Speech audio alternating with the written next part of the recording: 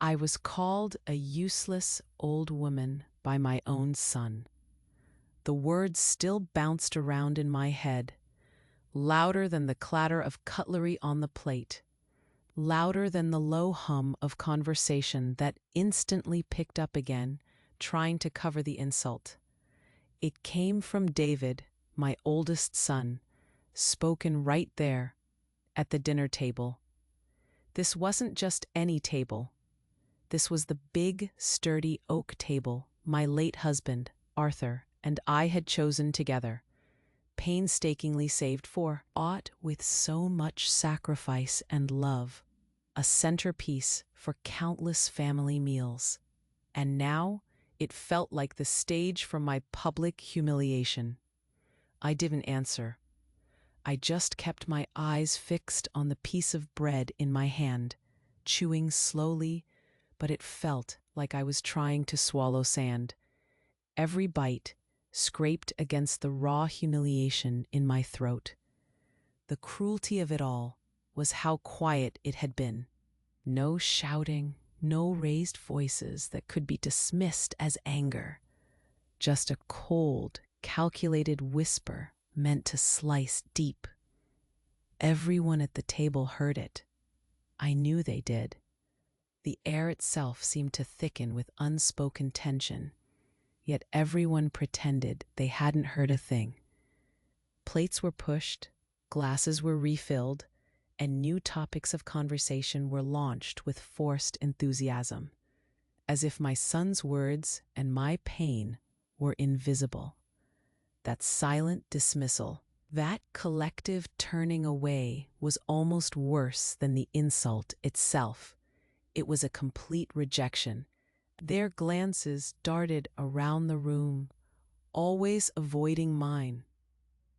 It was like I was suddenly a stain on the beautiful embroidered tablecloth, the one I had made myself, stitch by careful stitch, for special occasions just like this one, a blemish they wished would simply disappear. I saw it in the quick flick of their eyes, the slight tightening of their lips. They wanted me to shrink, to become even smaller than I already felt, to retreat into some forgotten corner of the house and no longer interfere with their plans, their conversations, their lives. It was clear as day. In that moment, a hard, undeniable truth settled heavy in my chest. The love I had poured into them, the endless giving, the silent support, it just wasn't reciprocated. Not anymore. Maybe it never truly had been. My love for them had been pure, unconditional, a boundless wellspring. But their love for me, I realized then, had always been a convenience, something they could use, draw from, depend on without ever truly seeing me. And I could feel it, deep in my bones. That convenience, that arrangement, it was coming to a quiet, brutal end. My heart ached. It wasn't just a metaphor. It was a real, physical, sharp pain, a tightening, a sudden squeeze that stole my breath for a second. It felt like something inside me, something precious, had just shattered. But then, beneath that overwhelming ache, a strange thing happened. A tiny, almost imperceptible seed of decision began to sprout. They thought I was useless. That was their judgment. They thought that because I was often quiet, because I served them without complaining, because I always seemed to be there, ready to help, they mistook my quiet strength for weakness, my willingness to give for an inability to demand. But they had forgotten. They had completely forgotten who I was before I was just mom. Before my life became a constant cycle of caring, cooking, cleaning, and providing for everyone else. There was a different Eleanor, a woman with her own thoughts, her own dreams, her own fire, a woman who knew how to stand on her own 2 feet, who had faced challenges and overcome them long before they ever came into this world. That woman, the one they had dismissed, was still in there somewhere, just beneath the surface. And it was that night, with the bitter, metallic taste of ingratitude still sharp in my mouth, that I decided. The next day, absolutely, definitely, would be different. That night, sleep simply wouldn't come. My mind was too busy, too alive. I didn't toss and turn in agony. No, I lay there, perfectly still, staring at the shadows on my bedroom ceiling.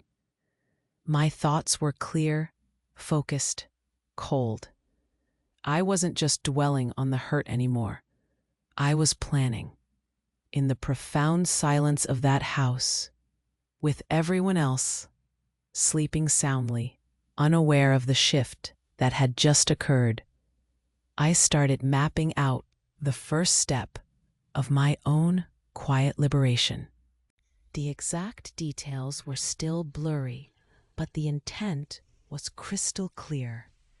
A new dawn was coming, and I would meet it not as the useless old woman they saw, but as the woman I had always been, finally taking back what was mine. That night, sleep simply wouldn't come. My mind was too busy, too alive.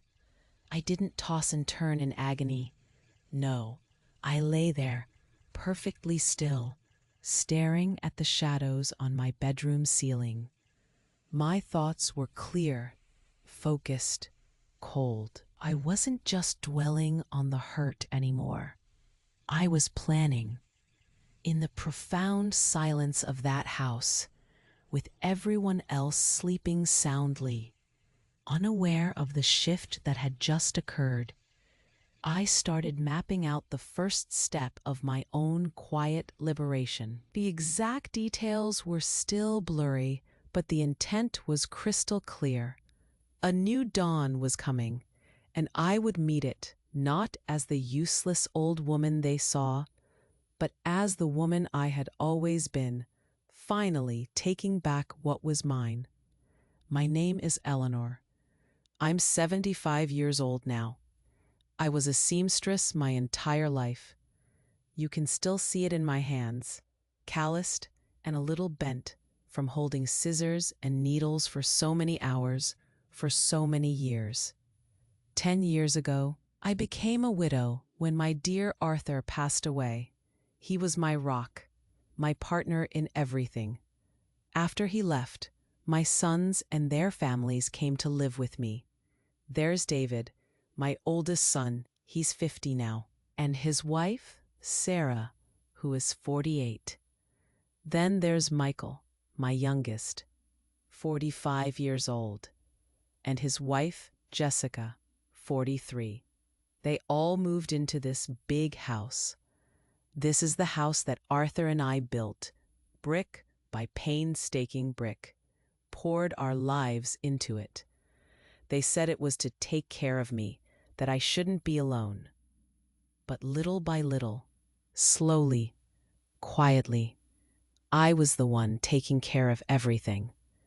I was the one making their lives easier. And honestly, I loved having the house full. I truly did.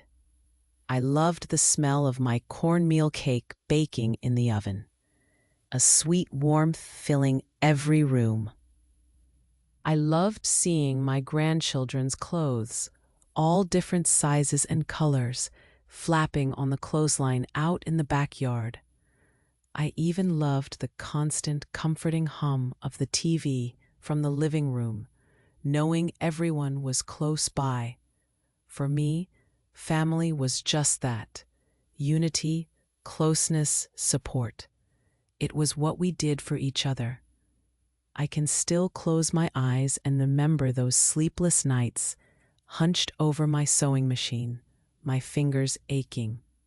I was working for extra money then.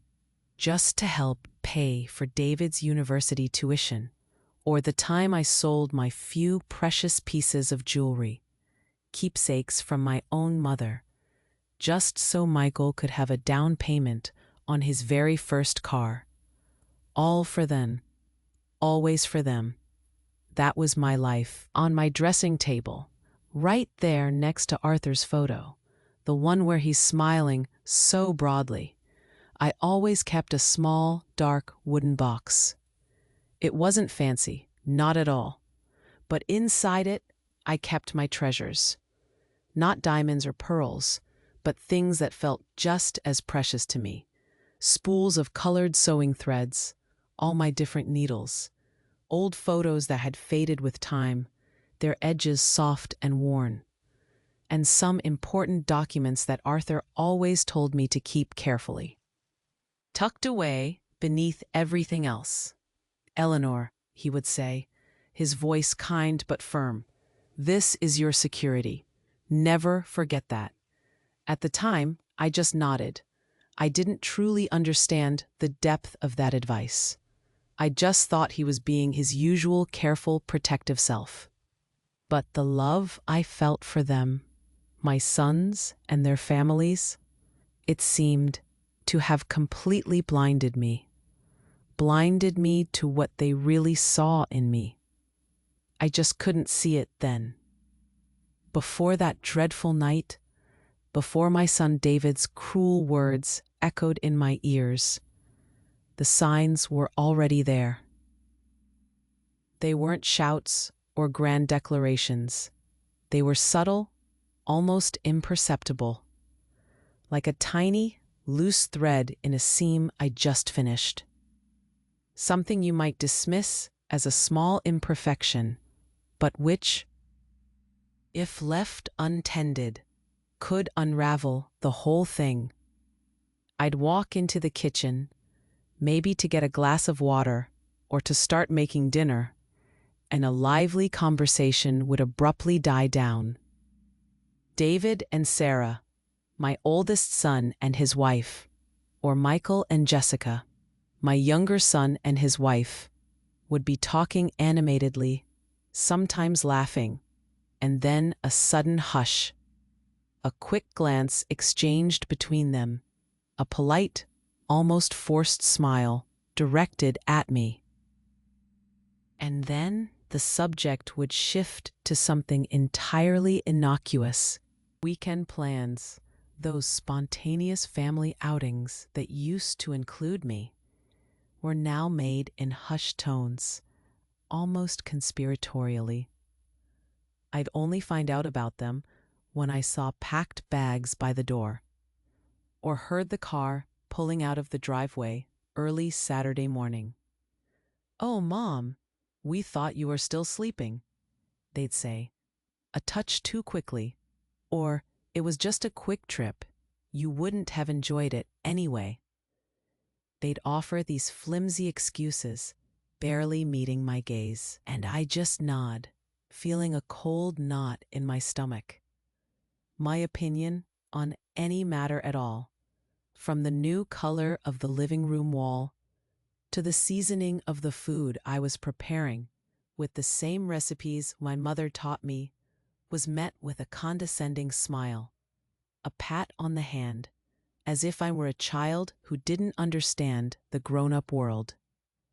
"We'll see about that later, Mom," was the usual reply, or a dismissive wave of the hand, like shooing away a fly. It wasn't just my words they were ignoring. It felt like they were igno. Slowly, without asking, without even a word of consultation, she started to modernize the house. This house, the one Arthur and I had built together, brick by brick, dream by dream, it was more than just walls and a roof to me. It was a living scrapbook of our entire lives, every room holding a memory, every creak in the floorboards a familiar sound. My photo frames, simple wooden ones, holding cherished memories of Arthur, of the boys when they were little. of our happiest moments as a young family were carefully, almost clinically, removed from the shelf. "They collect too much dust, Eleanor," she'd say, her voice falsely sweet, a thin veil over an obvious desire. "It's much cleaner without all that clutter." My beautiful crocheted curtains, made with my own hands over countless quiet evenings, patterns I'd learned from my own grandmother, intricate and full of love, were unceremoniously taken down. They were replaced with cold, gray blinds. She called them sleek minimal. I started to feel like a visitor, an unwelcome guest, a temporary tenant in the house that was supposed to be my nest, my refuge, my legacy. I tried to talk to them, to ask what was happening. My voice would often come out a little shaky, a lump forming in my throat. My eyes perhaps a little teary, despite my best efforts to hold them back. "Is everything all right? Am I doing something wrong? Am I being a bother?" I'd ask, my heart aching with worry. Wanting so desperately to understand, to fix whatever was broken. But they always had an excuse, quick and well-rehearsed. "Oh, Mom," David would sigh, an air of utter exasperation about him, as if I were asking the most foolish question in the world. "You're just getting old and too sensitive." Or Michael would chime in, not looking at me directly. "It's all for your well-being, Mom. We just want to make things easier for you." They said it was for my well-being, but it didn't feel like well-being at all. It felt like they were pushing me away, isolating me, making me invisible. Not just in conversations, but in my own life. It felt like they were systematically preparing the ground to discard me, to remove me entirely, when I was no longer of any use to them. Their words felt like walls, rising higher and higher around me. I remember sitting in the living room, a house full of people, the television on with its cheerful chatter, the sounds of laughter from my grandchildren, my own flesh and blood, David and Sarah talking in low voices, Michael and Jessica making plans, all around me. Yet a profound, chilling loneliness began to live with me.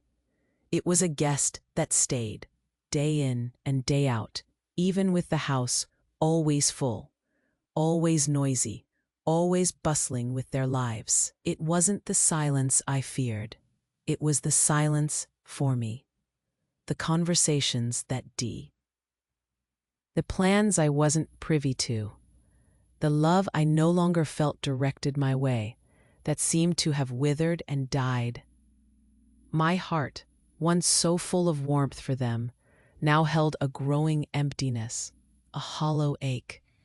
I watched them, my own family, and it felt like I was watching strangers perform a play, and I was just an uninvited audience member.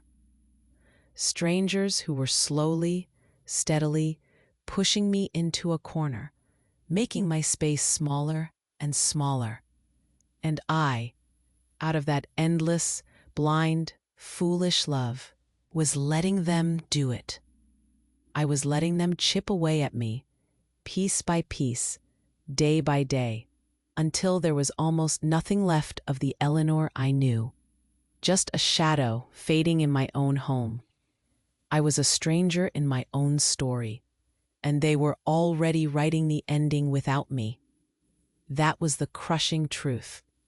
But the last straw, the moment everything snapped, came during a Sunday lunch, just a few days after I had felt that chilling sense of loneliness settle in.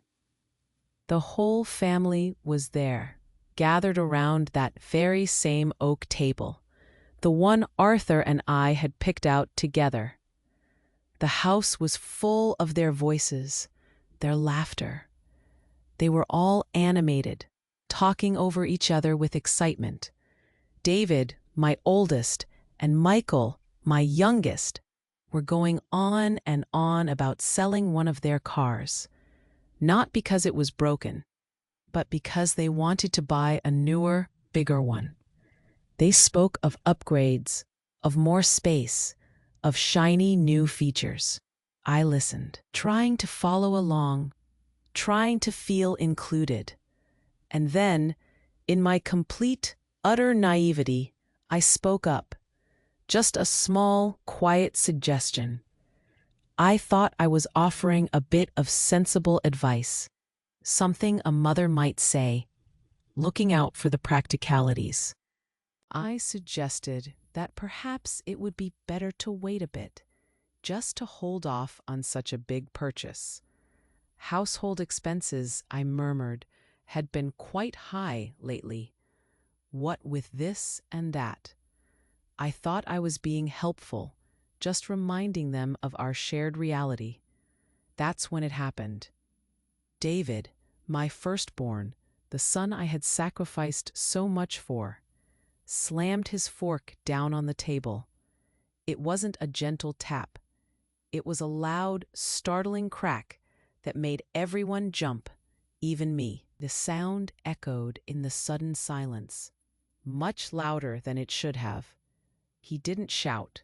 He didn't raise his voice, but his words, delivered with a cold, cutting edge, sliced through me. "Oh, Mom, you don't understand anything about money. Stop being a useless old woman and just eat, okay?" The silence that followed was deafening. It wasn't just the absence of sound. It was a heavy, suffocating blanket that pressed down on me. I looked around the table. My eyes, pleading, searching, went from face to face. No one, not a single person, defended me. No one spoke up. No one even made eye contact. Michael, my youngest, just looked down at his plate, as if the mashed potatoes were suddenly the most fascinating thing in the world. Sarah, David's wife, and Jessica, Michael's wife, exchanged a quick, knowing glance, a complicit look that spoke volumes. It said, "See, we told you so. She's just a bother." In that instant, it all dawned on me. The pieces of the puzzle, the subtle snubs, the whispered conversations, the feeling of being pushed aside, they all clicked into place with brutal clarity. To them, I was no longer Eleanor, the matriarch of the family, the woman who had raised them, who had given them everything. I wasn't their mother. I was a burden, just an old piece of furniture, taking up space in their modern, carefully planned lives. Something to be moved, or better yet, removed. I didn't cry. The tears simply wouldn't come. I felt too numb, too stunned. I didn't scream either, though a primal urge to do so bubbled up inside me. I just felt something break, a profound, irreversible fracture deep within my chest. The image of the happy family I had cherished so much, the one I had tried so hard to build and maintain, shattered into 1,000 tiny pieces. Like a precious vase dropped from a great height, it was irrevocably broken. There was no putting it back together. I finished eating in silence. Every bite felt like sawdust in my mouth, every chew a conscious effort. As soon as I could, I picked up my plate. My hands didn't tremble. They felt surprisingly steady. I walked to the kitchen, washed my dishes meticulously, even dried them and put them away. All in silence. No one offered to help. No one said a word. Then, without a glance back, without a goodbye, I simply went to my room. The moment the door closed behind me, I could hear them again. Their voices picked up, hushed at first, then gaining strength, as if nothing had happened, as if my pain, my presence, my very existence was as insignificant as the air they breathed. They just continued their conversation about cars and upgrades, completely undisturbed. My hurt, my humiliation, my broken heart, it meant nothing. It was in that silence, that profound, lonely silence of my room, with their indifferent voices filtering through the door, that I finally understood. To them, I was no longer a person. I was just an obstacle, something in their way. The next morning, I woke before sunrise, just like I always did. The first rays of light were barely painting the sky, still a deep, bruised purple. But something was profoundly different this time. The crushing sadness of the previous night, that heavy, suffocating blanket of humiliation, it hadn't vanished entirely, but it had transformed. It had sharpened into a cold calm, a surprising clarity that I hadn't felt in years. It was as if the emotional fog that had clouded my judgment for so long had finally lifted, leaving behind a stark, undeniable resolve. My mind felt clear, almost crystalline.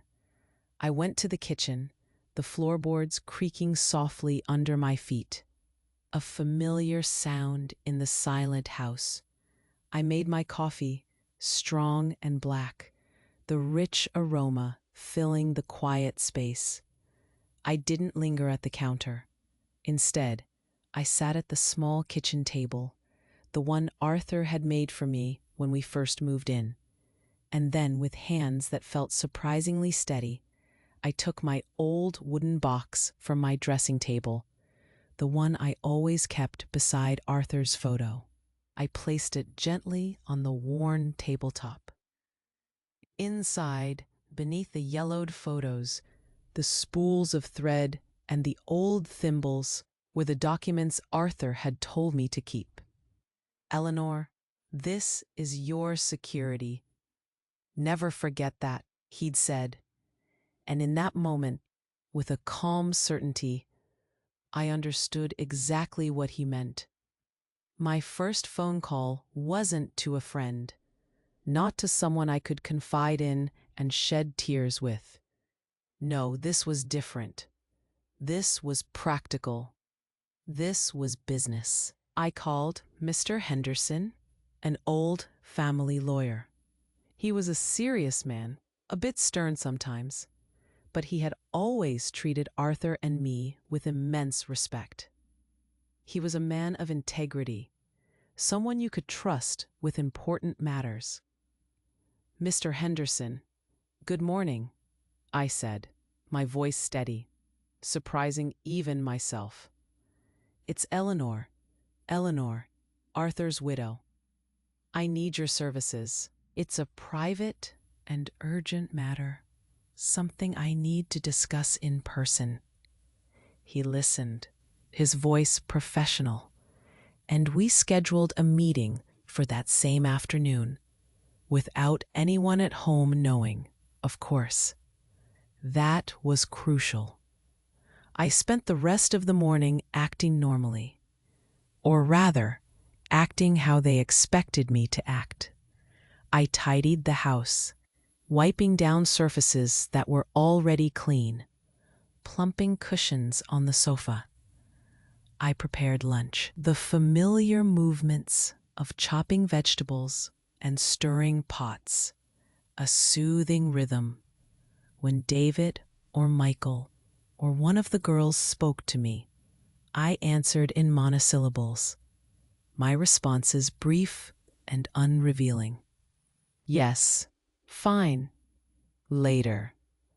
My face, I knew, showed nothing but the quiet weariness they were used to seeing. But inside, beneath that placid exterior, I was acting a part. I was putting on a performance. They saw me as frail, as dependent, as the useless old woman. And I used that image to my advantage. It was a shield, a cloak of invisibility. They didn't look closely enough to see the wheels turning behind my eyes. They didn't notice the new, steely resolve in my posture, or the calm purpose in my movements. They were too busy seeing what they wanted to see, what made them comfortable. They forgot that while their hands typed away on cell phones, scrolling through endless screens, my hands had built the very foundation of everything they had. They thought my hands were only good for cooking and cleaning, for mending clothes and washing dishes. But they forgot those same hands, these old, calloused hands, were the hands that signed every single paper for that house. They forgot the strength, the decision, the foresight that had once guided them, and which, I now realized, still lay dormant within me. In the days that followed that quiet phone call to Mr. Henderson, a strange, new quiet settled over me. And over them, too, it seemed. My usual quick movements, my constant offers to help, my little suggestions about dinner or what needed fixing around the house. They just weren't there anymore. My silence, the one born of a deep new resolve, was completely misinterpreted. They saw my calmness, that internal clarity I felt, as a sign of senility, a fading mind. My lack of argument, my monosyllabic replies, they mistook them for submission, as if I had finally accepted my fate as a useless old woman. And because of this, because they believed they had finally broken me, they began to act with more daring. Their plans, once whispered, now became a little louder, a little less concealed. It was like watching a slow, cruel play unfold, and I was the central, unwitting character. One afternoon, I was in the kitchen, carefully folding a basket of laundry, the scent of fresh fabric softener a small comfort. The back door to the porch was slightly ajar, letting in a whisper of a breeze. I heard David and Sarah, my oldest son and his wife, talking out there. Their voices were low, a conspiratorial murmur, but the words drifted in, clear enough for me to catch. "A very good nursing home," David said, his voice flat, devoid of any real concern. "Somewhere she'll have specialized care."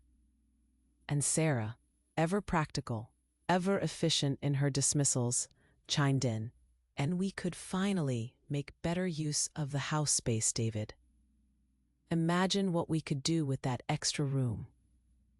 My hands, though still and steady on the laundry, felt cold, as if the blood had drained from them.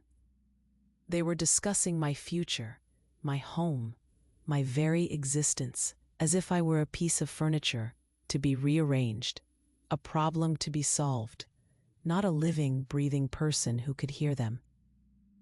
My heart ached, a familiar, dull throb, but beneath it, that cold resolve solidified further.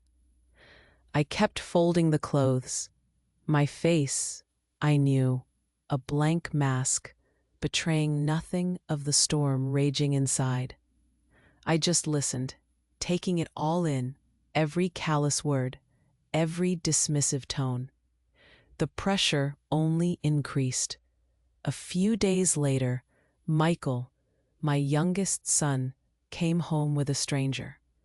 A man in a crisp suit, carrying a sleek black briefcase and a clipboard. Michael introduced him with a weak, almost sheepish smile, as if I were too dim to understand the implication. "Just a real estate agent, Mom," he chirped, his eyes darting away from mine. "Just to get an idea of the value, you know? An investment for everyone's future. An investment for everyone's future." My future, it seemed, was to be monetized, turned into a number on a ledger.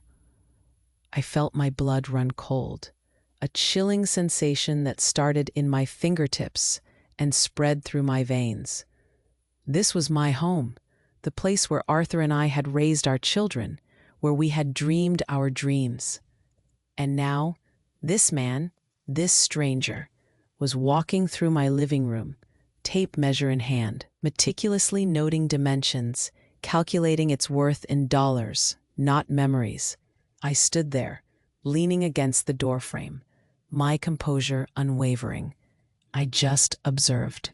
I watched every gesture, every look they exchanged, every greedy word that was spoken, confirming what I already knew. My quietness, they thought, was agreement. It was permission. But the peak of my pain, the sharpest cut of all, didn't come from David or Michael or even their wives. It came from my grandchildren. They had always been my joy, my little rays of sunshine in a sometimes cloudy world. I loved hearing their laughter, seeing their bright, energetic faces. But now, even they treated me with the same distance, the same impatience as their parents. They had learned, quickly and cruelly, how to see me as their parents did, as an inconvenience, an outdated relic. One evening, I was trying to understand a message on my new phone, a complicated device they had insisted I get. I still struggled with the tiny icons, the confusing menus. My grandson, a bright, clever boy who could navigate any technology, was nearby, engrossed in a game on his own phone. I approached him, my voice soft. "Could you help Grandma with this, dear? I just can't seem to figure it out." He didn't even look up. His fingers kept flying across his screen, his eyes glued to the bright colors. He sighed, a dramatic, put-upon sound that stung more than any shout. "Oh, Grandma," he mumbled, his voice dismissive. "Later, I don't have time for that now." It was just a small thing, a common phrase uttered by a busy teenager. But it wasn't just the words. It was the complete lack of eye contact, the impatient tone, the way he brushed me off, as if I were a buzzing fly. It was a reflection of everything his parents had taught him, everything they had modeled. In that moment, surrounded by my own flesh and blood, in the house I had built and filled with love, I felt completely alone. I was a stranger within my own home, within my own family. I was surrounded by people who shared my blood, but not my heart, not anymore. I was a stranger in my own story, and they were already writing the ending without me. A week passed. A long week, filled with their casual disregard and my quiet observation. Each day, I felt that core of resolve within me grow stronger, harder. It wasn't hatred, not really. It was something colder, something more purposeful. It was a clear-eyed understanding of what needed to be done. One evening, after the dinner plates had been cleared, by me, as usual, I called a family meeting. I stood at the archway between the dining room and the living room, my voice clear, carrying over the hum of the television. "Could everyone please come into the living room?" I asked, looking directly at David first, then Michael. I have something important I need to tell you all. They came, slowly, with a mix of curiosity and impatience. My sons, their wives, even the grandchildren. They settled onto the sofas and armchairs, filling the room. David took the large armchair, crossing his arms, a familiar air of condescension already forming on his face. He probably thought I was finally going to agree to something. Maybe sell the house, or even better for them, agree to go to that very good nursing home. They'd been discussing. I could almost hear the thoughts running through their minds, the calculations about how much space they'd gain, how much easier their lives would become. They didn't even try to hide the impatience in their eyes, the eagerness for me to just make whatever announcement it was, so they could get back to their evening, to their shows, to their plans. I walked to the coffee table, the one Sarah had picked out, modern and sleek, replacing the old, sturdy wooden one Arthur and I had bought. My hands, surprisingly steady, placed a single, thin folder of documents on its surface. It was a simple manila folder, unassuming, but I knew what it held. They leaned forward slightly, their expressions shifting from impatience to mild interest, then to faint worry as they saw the official-looking papers within. I opened the folder slowly, deliberately, drawing out the moment, and then I took out the first paper. It was thick, legal-sized, the house deed. I held it up, just for a moment, letting them see the official seal, the formal script. "As you all know," I began, my voice clear and steady, without a tremble. "This house was built by me and your father. Every brick, every window, every shingle. It was a dream we built together, piece by piece." I paused, letting my words hang in the air, letting them remember, if they even could. "What you might not know, however, is that at your father's insistence, because he was such a careful man, and he always thought about my future, the house was always solely in my name." Their faces began to change, not quickly, but slowly, like a ripple spreading across a still pond. Sarah's perfectly made-up face tightened. Michael shifted uncomfortably in his seat. David's confident smirk wavered, a flicker of something new, something uncertain, entering his eyes. They hadn't expected that. They had always assumed it was communal, or at least jointly owned. They had simply taken for granted that it was theirs, or would be, eventually. Then I took out the second document. It wasn't as thick as the deed, but it carried far more weight. This was the paper Mr. Henderson had helped me with, the one that finalized my decision. I held it up.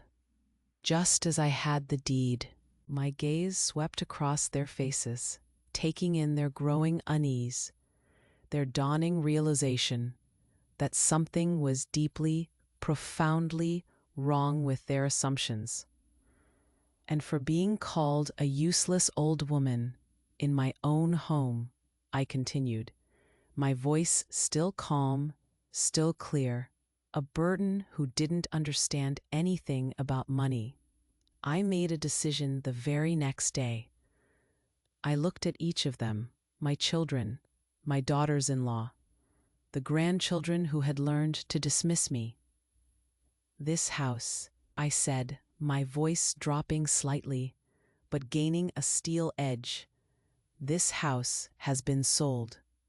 A shocked silence filled the room. It was absolute, thick, suffocating. You could have heard a pin drop. Sarah brought her hand to her mouth, her eyes wide, disbelief etched on her face. Jessica just stared, her jaw slightly agape. Michael, for once, looked directly at me, his face pale. David, my oldest, the one who had uttered those words, stood up abruptly. The chair scraped loudly against the polished floor, but no one flinched. His face was incredulous, a mixture of anger and utter bewilderment. "Sold?" he spluttered, his voice hoarse, disbelieving. "What do you mean, sold? To whom?" "You can't just sell our house, Mom." I met his gaze directly. There was no anger in my heart now, only a quiet, profound certainty in my decision. No bitterness, no desire for petty revenge, just a deep sense of emotional justice.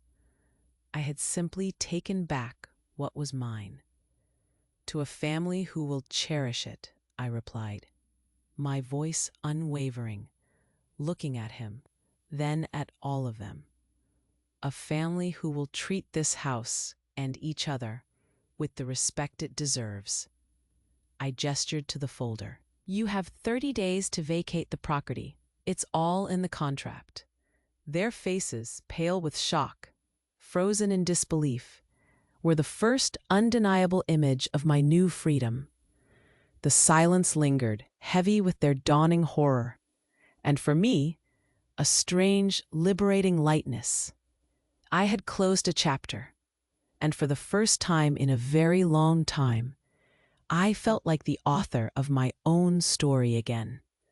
The ending they had planned for me was not the one I was choosing. I didn't wait the 30 days, not a single extra one. The air in that big house, once filled with my love, had become heavy with their resentment, their shock, and their dawning panic. I felt a need to breathe, to truly breathe again. So, the very next week, I made my final arrangements. With the help of a dear old friend, Martha, who listened and nodded and understood without needing many words, and a very efficient moving service, I settled into my new home. It was a small place, much smaller than the house Arthur and I built, but it felt vast with possibility. With part of the money from the sale, I bought a lovely, sunny 2-bedroom apartment.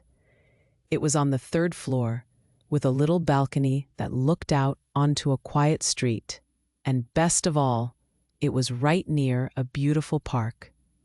The sunshine poured in through the windows every morning, chasing away any shadows. I took only the absolute essentials with me. My simple clothes, carefully folded. My old, reliable sewing machine, its metal gleam still strong. My precious photo frames, those small windows into a happier past. And of course, Arthur's dark wooden box, holding my most treasured memories and the documents that had secured my future. Everything else, all the things that held memories of them, I simply left behind. It was a shedding, a letting go, and it felt incredibly light. My routine changed completely, and with it, my entire world.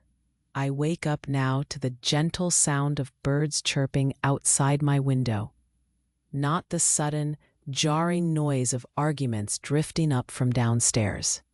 There's no rush, no long list of chores for everyone else. I make my coffee, a quiet ritual, and sometimes I just sit on my balcony, watching the world wake up, sipping it slowly. I take long, unhurried walks in the park, feeling the sun on my face, greeting the other ladies who also come out for their morning strolls. We chat about the weather, about the latest news, about the blooming flowers. Simple, honest conversations, without hidden meanings or condescending smiles. And I've returned to my sewing, not out of obligation, not to fix clothes for ungrateful people, but purely for pleasure. It feels different now, the needle in my hand. The fabric sliding smoothly. I found a nearby children's home, and I started making little clothes for them. Small dresses and tiny shirts, all bright colors and soft fabrics. It's a quiet joy, seeing the little garments take shape under my hands, knowing they will bring warmth and comfort to someone who truly appreciates it. For the first time in many, many years, I felt truly at peace. I was, finally, the mistress of my own time, the sole author of my own choices. My sons, David and Michael, they did try to contact me. At first, the calls were full of anger, accusations, demands, threats. They couldn't believe I had done it, couldn't believe I had taken back control.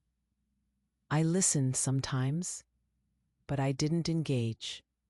My answers were short, polite, firm. Then, when they realized I wouldn't yield to their anger, the tone shifted. Messages started coming, full of false regrets. Carefully worded apologies that rang hollow. I wanted something still. I don't hold hatred in my heart for them. That would only poison my new peace. But trust, once it's been broken into a million pieces, it cannot be mended like fabric. Not like this. Today, I do speak to them politely when they call on holidays, a brief exchange of well wishes. But the intimacy, the warmth of a mother's heart, that connection that once defined us, it's gone forever. It simply isn't there anymore. I chose myself. I chose my peace. I learned that true peace does not come from the forgiveness of others or from seeking their approval. It comes from something much deeper. It comes from forgiving yourself for having accepted less than you deserved for so long. It comes from recognizing your own worth and having the courage to reclaim it. My soul, for the first time in what feels like forever, feels clean, unburdened, and utterly free. Today, sitting here on my little balcony, the sun warm on my face with a pot of bright purple violets I bought myself just last week, I look back at everything that happened, and it's clear to me now. The greatest pain of my life, the absolute lowest point, was also the beginning of my greatest liberation. It's strange, isn't it, how something so hurtful, so deeply unkind, can spark such a profound change. But that's how it was for me. I truly believe I needed to be called useless. I needed to hear those brutal words spoken by my own son to truly remember all my worth, all the strength I held within me that had been dormant for so long, buried deep under the routine of serving others, of always putting everyone else first. It was as if that insult was a rude awakening, a harsh shake that finally made me open my eyes. Sometimes we, especially as women, as mothers, we diminish ourselves so much for our family.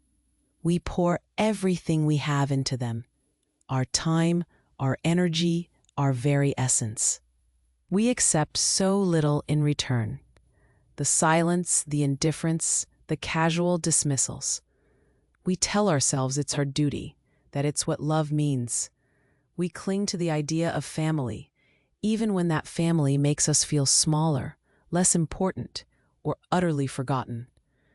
We think that enduring, that staying quiet is a form of love, a sacrifice that will eventually be recognized or repaid. But it rarely is. Love shouldn't hurt. It shouldn't humiliate. True love, real love, is respect. It's care. It's recognition of your worth, your voice, your presence. It's seeing you, truly seeing you, as a whole person, not just a role you play for their convenience. And when that kind of love, the kind that lifts you up, ends, or perhaps when you realize it was never truly there in the way you believed, we need to have the courage, the immense, terrifying courage, to step away. To step away not from love itself, but from what has become a shadow of it, to find ourselves again, to reclaim the person we once were, the one who knows their own value.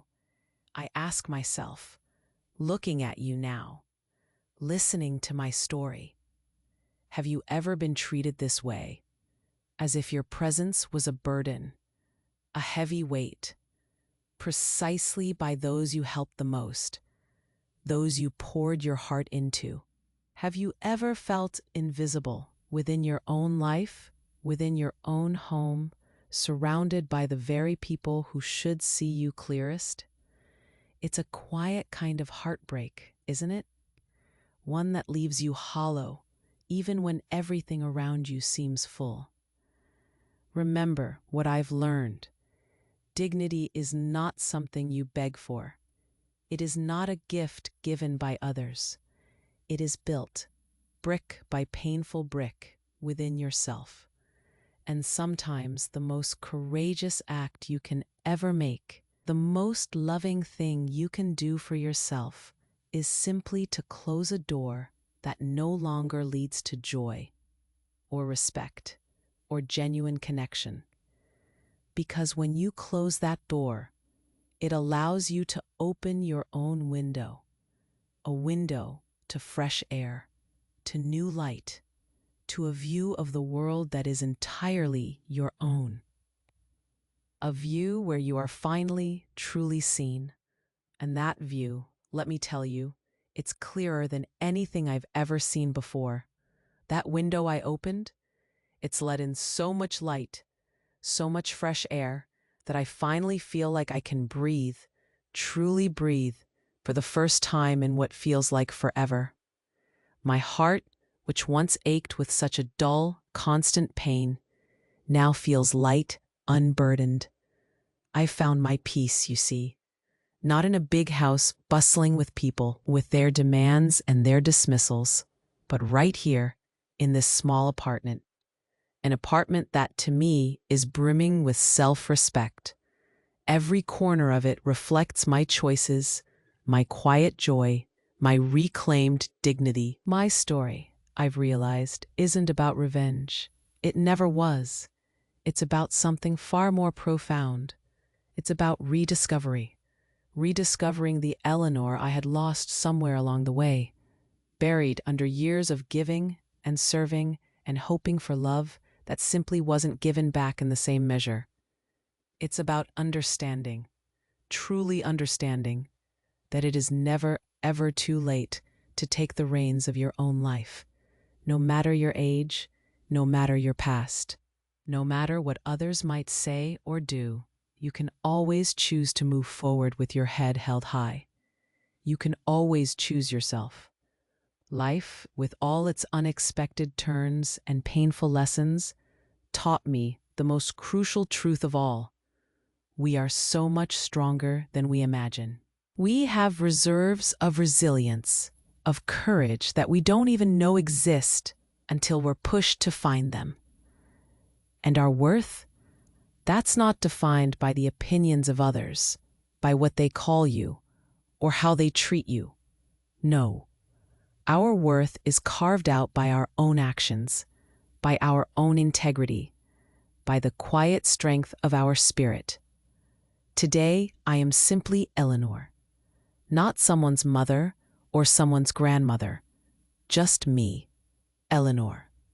And that, finally, after all these years, after all the striving and the sacrificing, is enough for me. More than enough. It's everything.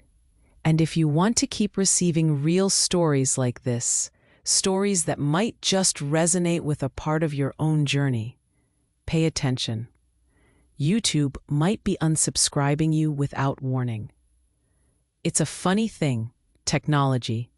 Sometimes it just does its own thing. So please, confirm that you are still subscribed to the channel and activate the bell. That way, we can stay connected and I can keep sharing these little pieces of life with you. Thank you for listening to my story. Thank you for walking this path with me. I hope, in some small way, it helps you find your own peace, your own window, your own voice.